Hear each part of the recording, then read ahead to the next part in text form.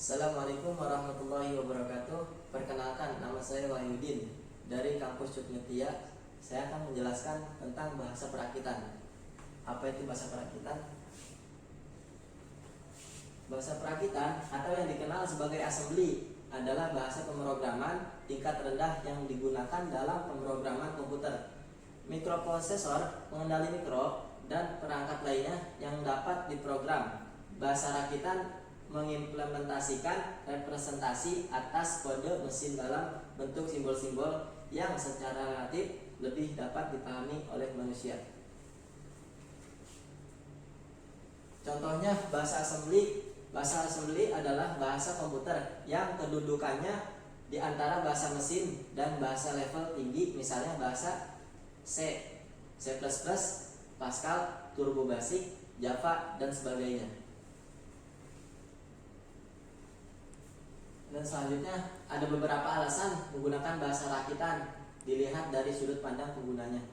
Yang pertama, bahasa rakitan dibandingkan dengan bahasa mesin, bahasa rakitan merupakan representasi atas bahasa mesin yang dirancang agar lebih mudah dipahami oleh manusia.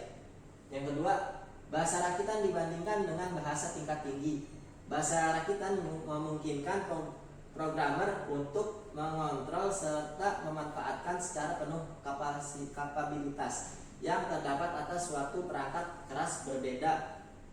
Berbeda halnya dengan bahasa pemrograman tingkat tinggi yang dimiliki banyak keterbatasan dalam pemanfaatan secara penuh sesuatu perangkat keras. Kelebihan dari bahasa perakitan itu yang pertama, ukuran program lebih kecil, memudahkan untuk media penyimpanan. Yang kedua, bisa dibuat modular alias terpisah-pisah. Yang ketiga, memiliki fasilitas makro. Yang keempat, lebih dekat dengan hardware sehingga kita bisa benar-benar memanfaatkan seluruh kemampuan komputer.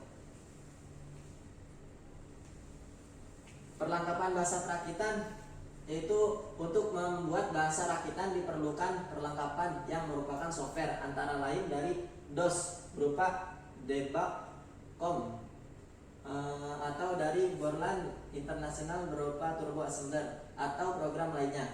Khusus untuk membuat program dengan Turbo Assembler, maka perlengkapannya terdiri dari compiler dan linker yang kompatibel dengan komputer PX, XT, AT, Pentium, dan prosesor Intel AMD Cyrex. Compiler dan linker. Pada bahasa pemrograman assembler dikenal istilah compiler, merupakan suatu program yang dapat mengubah suatu file berekstensi ASM atau assembler menjadi file objek berekstensi OBJ. Compiler ini juga dapat memberitahukan isi suatu program yang akan dikompilasi apakah mengandung kesalahan atau error, perbaris atau perintah yang tidak sesuai. Yang kedua, sedangkan linker merupakan program yang dapat mengubah file objek menjadi file com atau exe. Program linker dapat mengkonversi file objek yang berupa relocatable object kode yang berupa bahasa mesin yang secara relatif masih harus ditetapkan kedudukannya dan disesuaikan dengan aturan DOS. Perbedaan Filecom dan exe. Program Chrome yang pertama relatif lebih kecil dibanding exe. Yang kedua, lebih cepat dibanding exe. Yang ketiga, hanya menggunakan satu segmen.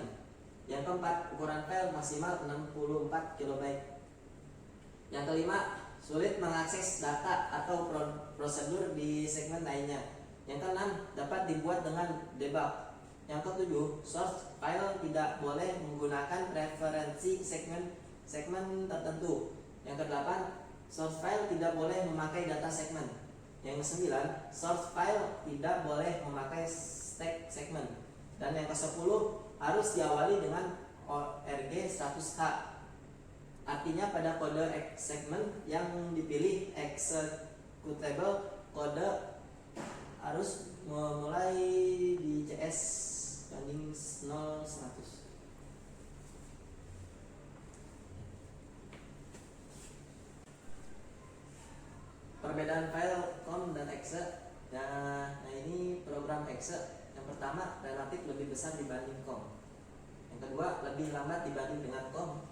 Yang ketiga bisa menggunakan lebih dari satu segmen. Yang keempat ukuran berkas tidak terbatas atau sesuai kemampuan memori.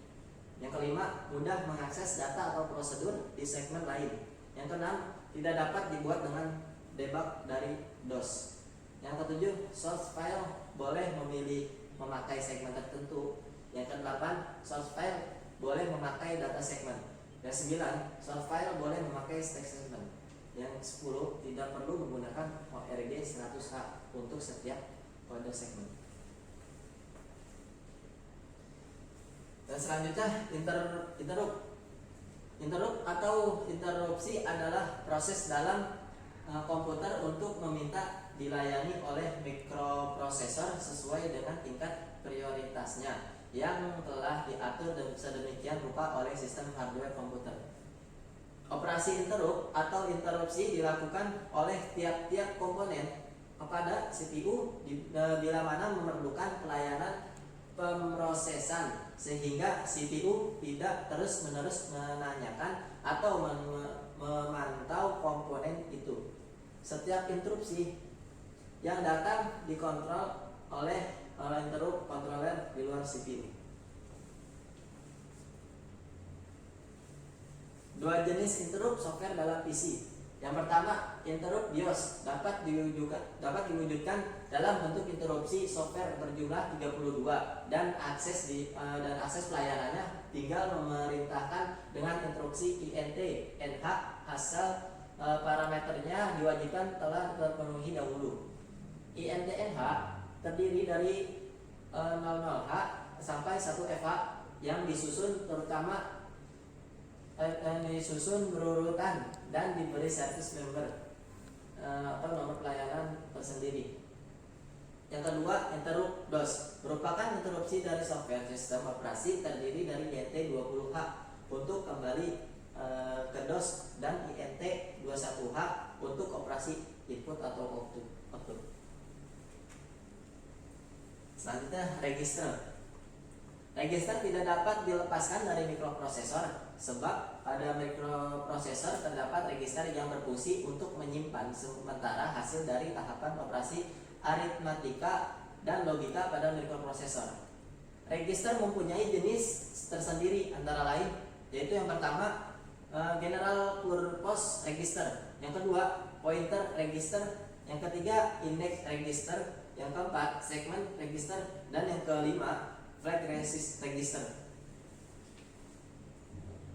Kesimpulan dari materi ini yaitu bahasa rakitan merupakan bahasa yang paling mudah dalam pemrograman karena bahasa rakitan biasanya mendukung secara spesifik untuk suatu ataupun beberapa jenis arsitektur komputer tertentu. Dengan demikian, portabilitas bahasa rakitan tidak dapat menandingi bahasa-bahasa lainnya yang merupakan bahasa pemrograman lainnya.